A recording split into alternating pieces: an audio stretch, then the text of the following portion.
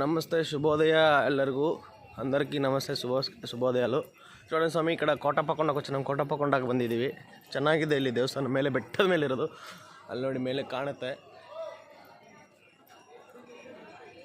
ಇಲ್ಲಿ ನೋಡಿ ಬೆಟ್ಟದ ಮೇಲೆ ಇದೆ ಒಂದು ಲೈಟ್ ಕಾಣುತ್ತೆ ನೋಡಿ, ಅಲ್ಲಿ ಬೆಟ್ಟದ ಮೇಲೆ ಇರೋ ದೇವಸ್ಥಾನ ಮೇಲೆ ಕತ್ತಬೇಕು.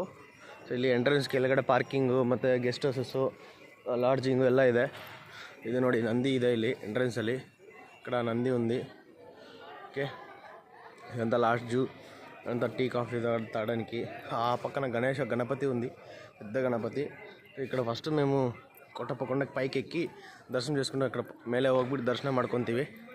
ಮೇಲೆ ಬೆಟ್ಟಕ್ಕೆ ಹೋಗ್ಬೇಕು ಇವಾಗ. ನೋಡಿ ಅಲ್ಲಿ ಕಾಣ್ತಿದೆ ನೋಡಿ ಲೈಟ್ ಬೆಟ್ಟದ ಮೇಲೆ, పైన కనబడుతుంది. కొండకి ఎక్కాల. సో 6:30 గంట గేట్స్ ఓపెన్ 6:30 అని చెప్పారు. 6:30 అన్నారు.